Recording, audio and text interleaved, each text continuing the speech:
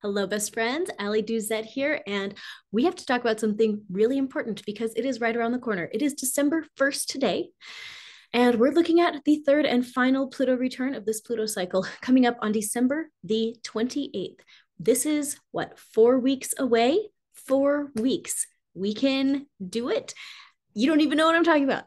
It's crazy. What we're dealing with is pretty crazy. Okay, I'm going to share my screen with you as I talk about the Pluto return. Well, maybe I won't. That's boring. Okay, first off, Pluto return. Pluto is the planet of death and rebirth, and it takes 244 years to make a complete cycle around the zodiac. When it goes back to the place where it was when it first started, wherever it started for whatever we're dealing with, it triggers a big death and rebirth process that takes about 12 years to unfold. And I've covered this in previous videos on this channel about the Pluto return. And this Pluto return for America, we're talking about America's Pluto return. We count America's birth as July 4th, 1776 at 5:10 p.m. in Philadelphia, Pennsylvania, at the signing of the Declaration of Independence. And just this past February the 20th of 2022, the day that the Russia-Ukraine conflict began, we had the first Pluto return. And usually that takes 244 years, right? You have 244 years between, but we had something really interesting and special. We have had a retrograde of Pluto. So what has happened is Pluto went to 26 degrees of Capricorn and then retrograded and hit 26 degrees of Capricorn again in July. And then it's about to hit a third time and a final time this month, December 28th. So what does this mean? Why is it important to us? Why is it important to the whole world if it's just for America? So what does it mean? Well, first off, I'll just say anything that happens to America affects the entire rest of the planet. Right now, America is kind of de facto the world's policeman. You know, we're kind of, I'm reading a great book that I put somewhere and I don't know where it is right now, but it's called The End of the World is Just the Beginning, and I'm not done with it, but in it, he talks about how America has enabled free international trade because America pretty much single-handedly monitors all of the international shipping as far as like naval shipping, you know, over the ocean and transoceanic shipping. I mean, as soon as that becomes compromised, if anything happens with America that compromises transoceanic shipping monitoring, then the entirety of the planet's current economic situation is done. Like we're over, you know? So whatever happens to America is going to affect the entire planet. So when I'm talking about America's Pluto return, if you're not American, if you don't live in America, it's still a big deal for you. It's a big deal for everybody. So okay, so let me share my screen. So, what happens with a Pluto return retrograde when we have these three in a row like this? Something really interesting happens during that three whack window. We, I mean, that's exactly what it is. It's a window. And so during that window, we get to answer a question. Okay, whenever there's a retrograde return like that, it opens up the space to ask a question. And then everybody involved with this question has to answer the question. And then the answer of the question is determined when that window closes up. And then the next, however long it takes for the question to shake out the ramifications of it, that's how it works. Oh, geez, I feel like I just explained that so badly. But basically, what has happened is on February the 20th of this year, the window opened. We're preparing for the Pluto return. What's going to happen next? And we were invited to answer a question. What question? I'll come back to that, but we've had all these months, 10 months, to answer that question. And we close that window on December 28th and we start the new year ready to see the ramifications of how we have answered that question. So what is the question? To me, I think the question is, are we going to keep the Mayflower Compact? That is what I think it is, because we just passed the 400th anniversary of the Mayflower Compact in 2020. And we see what happened in 2020. Now, there was a major astrological conjunction in 2020 on January the 12th of 2020. 5 different heavenly bodies coincided at 22 degrees of Capricorn. And I remember looking at that day and thinking, okay, things are getting bad. Something big is going to happen. And nothing happened. Or did it? Because just 3 months later, the entire world shut down. And now look, it's an entirely different world that we live in from January the 12th of 2020. And that's the thing about the stars. What happens is the stars do their thing, and then the effects of it, you see it months, even years down the road. And so if you keep an eye on it and you keep that perspective, you can kind of get a good idea of what's happening. But if you don't, then you don't. And if you're expecting for things to happen that day, I don't think astrology is a very good tool for predicting exact days and exact times. I just don't think that. I mean, it can be in certain instances. And I will say, there's a way that you can chart solar returns, which is the new chart you get every year on your birthday, that will make a calendar. And my own calendars have been very accurate. I mean, down to the day. In fact, yesterday, one of my little days on my calendar went off. It was my Venus plus part of fortune return or solar return trigger that day. And it like totally showed up for me. It shows up every time. But on like a national scale like this, I don't think that you can just like look at a bunch of charts and say something big will happen on this particular day. At least I don't know how to do that, So I don't know that you can do that. And that's not what I'm here for. I'm not here to give you like super specific predictions or something like that. But I do want to talk about what we're looking at coming up, because we have 4 weeks before this window closes. The question we are trying to answer is, are we going to keep the Mayflower Compact? And I think the answer on a national level is no. If you haven't read the Mayflower Compact recently, it basically promised that the people that lived in America would be a Christian nation. And that's really interesting.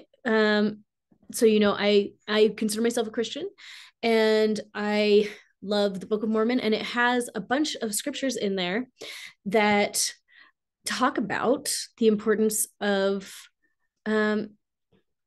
Christianity in the Americas, and I feel like I can share this little tidbit in what's called my patriarchal blessing, which is a kind of a blessing I got when I was a 14-year-old kid. It kind of tells you about the rest of your life when you receive it. And so one of my big counsels was to study the promises made in the Book of Mormon to the children of Lehi. And so I have studied that. And you know what? There's actually only one promise that's ever really made, and it's keep the commandments and you'll be blessed in the land. Like, if you want to have a great life, keep the commandments. That's it. You want everything that you could possibly imagine, keep the commandments. There you go. So easy. But that's the big promise. And now we get to ask ourselves, are we keeping that promise? As a nation, are we keeping the commandments? And I think the answer is pretty clearly no, but we have until December 28th for everyone to just wake up one day and say, yes, I'm going to stop my pornography addiction. Yes, I'm going to start taking better care of my children. Yes, I'm going to, stop lying and cheating and doing all these different things. And and I'm just not sure that's going to happen. I just don't think it's really going to happen. I think that we're seeing the end of the grace period before some really serious stuff goes down. And I just feel like the astrological calendars are all pointing in that direction of some really big stuff. Previous, oh my goodness, I'm sorry. That's my child playing Legos in the background. If you can hear that horrible loud knocking. Anyway, so okay, this is the chart of this final Pluto return. And I've been analyzing the charts as we go, and you can go back at my channel and look at the ones from from February and from July. And here we are coming up in December. And this is what we are, about to take a look at. So the first thing I want us to notice is that the sun is going to be in Capricorn in the 11th house. So this is going to be a big focus on the people, okay? Everyday people, just like large groups of people. That's going to be something that really comes to the forefront after this Pluto return. This is the Pluto return that's going to set the stage for the next 12 years as things kind of shake out. And I've written about, I've made YouTube videos about how that's happened in ancient Rome and in England, in various other historical contexts. But we're looking at 12 years after this event where things kind of unravel. Okay. And so we're going to see a big focus on the people. And this is in Capricorn, the sign of the economy, big focus on the economy. And this is all this right here is also in Capricorn. Ooh, it's a tight stellium with Venus, who deals with money, Mercury, who deals with thoughts and commerce, and Pluto, the planet of death. So we're kind of looking at, what is this? Money, commerce, and death. That kind of looks to me like the death of money and commerce. I don't know. I mean, and isn't that kind of what is prophesied in various scripture? Look at that. And here, this is in the 12th house of the subconscious mind, the unconscious mind, the stuff you don't know that you don't know. To me, this is just saying this is just going to come out of the blue for a lot of people, where it's just going to be a surprise death and rebirth of an entire economic system, a way of working with money and earning money and thinking about money. Big shifts on a national scale and therefore a global scale. Because again, anything that happens in America affects everybody. Side note, I was reading in that book, The End of the World is Just the Beginning. And he mentioned, I think it was there that he mentioned that if Germany alone just reduces its manufacturing by 20%, like the entire planet is in terrible trouble, because we are so dependent on Germany's manufacturing that even a slight reduction, I mean, 20%, that's pretty significant, but it's not half, it's not 75%. Just a 20% reduction would seriously impact the entire rest of the planet and how it functions. We're all so interdependent on each other. Any country having a really big problem can affect every country. And this just looks to me like this is going to hit a lot of people out of the blue. They're going to be really surprised. Now let's go down here to the moon. The moon is in the first house here of the physical body. Okay. And this is just a really interesting placement. The moon represents the sentiments of the people, of just like in mundane astrology, which mundane, not meaning boring, but meaning like mundo, like the world, like for the whole planet. Astrology, like in a personal astrology, the moon is like your feelings. But in mundane astrology, we're talking about the feelings of all of the people, the voice of the people. Okay. The voice of the people here is solidly focused on issues pertaining to the physical body. And look at that. South node. Ooh, yep. In the 8th house, trining right there. It's like it's our destiny to have to deal with our unresolved issues around physical body health. And I think we're already seeing that. I don't have the statistics right here with me, but excess mortality is skyrocketing, right? I don't know if you saw the documentary Died Suddenly. It's crazy. I mean, like people are really noticing that a lot more people are dying than used to be dying. And I suspect that may continue. The moon in the first house, I mean, what do we need for our bodies? Well, that would be like food, clothing, and shelter. So I'm going to guess that those are going to be preoccupations for the next 12 years. How are we getting our food, clothing, and shelter? Interestingly, the moon is conjunct Neptune, which is the planet both of illusion and delusion. Neptune is also the planet that, in my opinion, governs connection with the, let's say that with the other side of the veil. And so on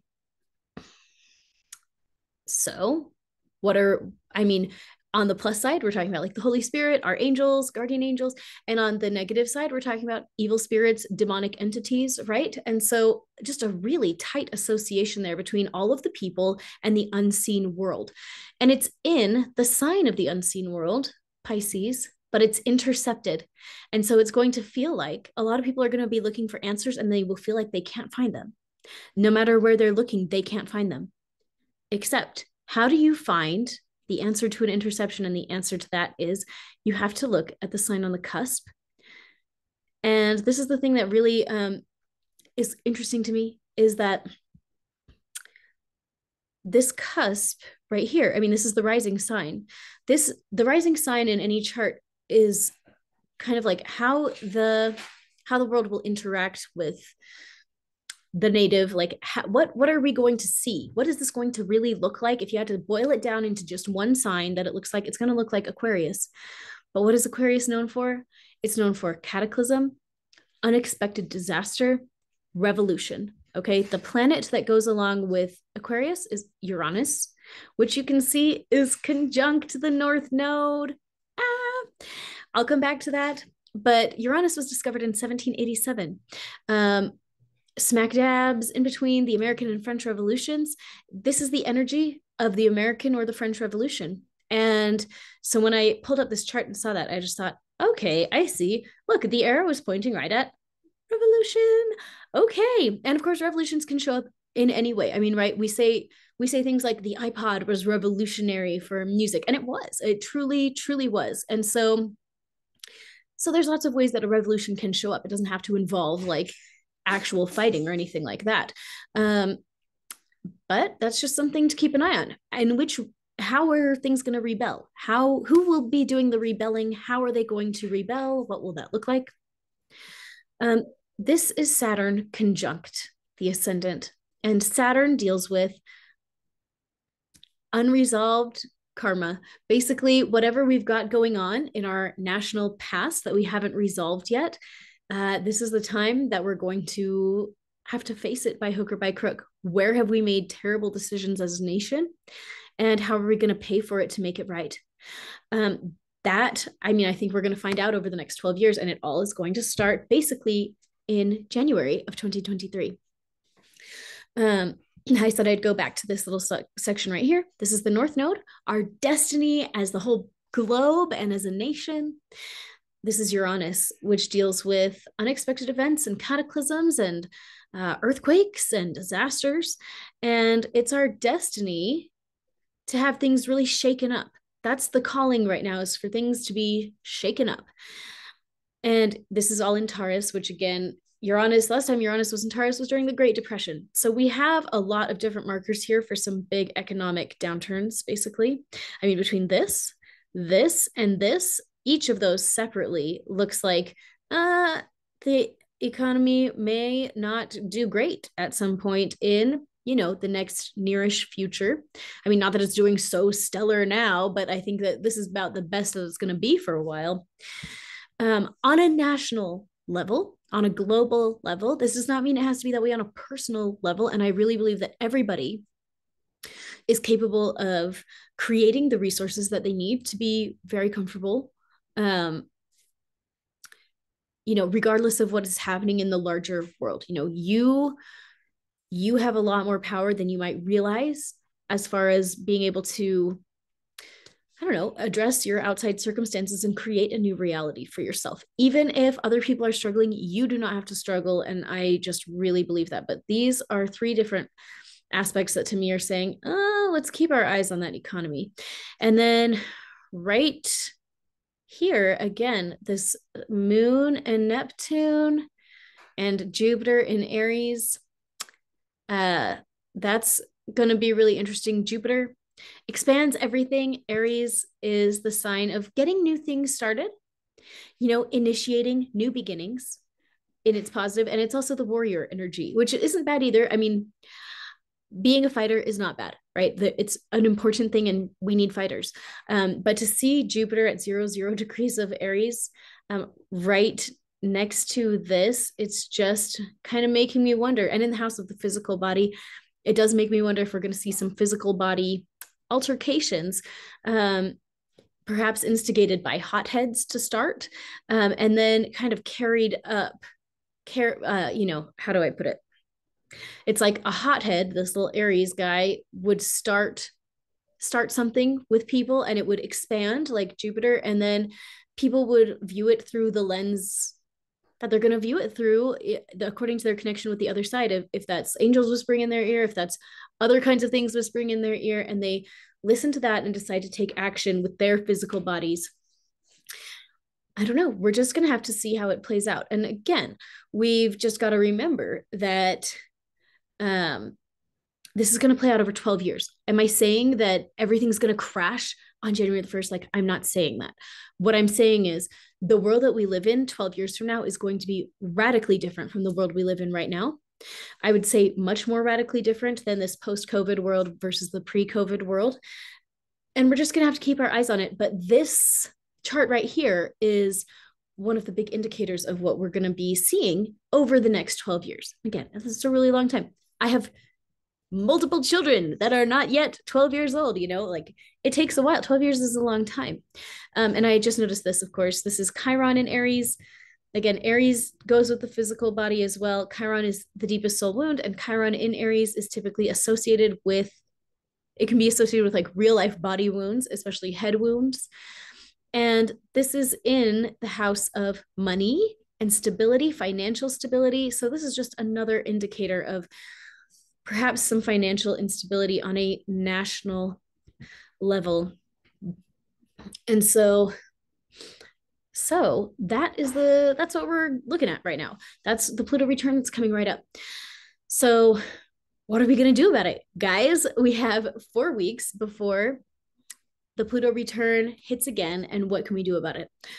Well, this is something I think about a lot. I consider myself to be pretty politically active, I try to keep on top of legislation and email my, everybody, all the representatives and everything. And I try to really vote with my feet and vote with my money. And, I really try to do that. But I think on a national scale, the ship has basically sailed, right? It would take some, not just one like complete total act of God, but like many, numerous mind-blowing acts of God to get our nation kind of turned around into a place where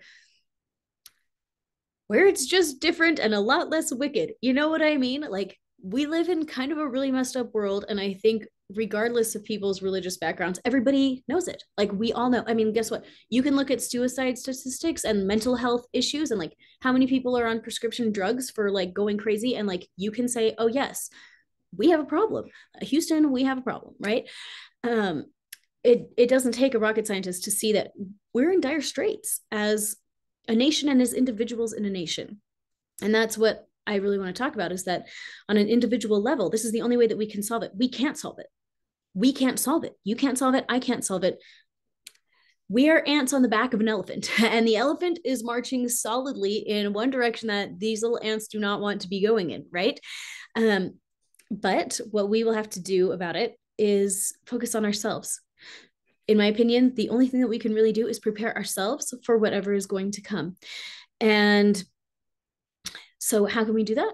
I really feel like it comes back to resolving our past trauma. We've got to seek forgiveness where we have made mistakes, and we have to forgive others, right? We've got to increase the good that we put out into this world. We've got to increase the amount of love and light and service, and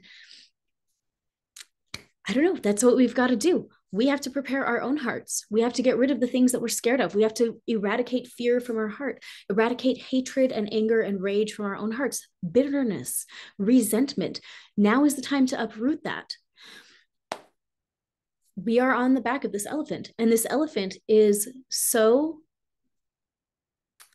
I mean, geez, the word that keeps coming to mind is wicked. I mean, we live in a wicked world, and we have to be the little sparks of light that are walking in the opposite direction.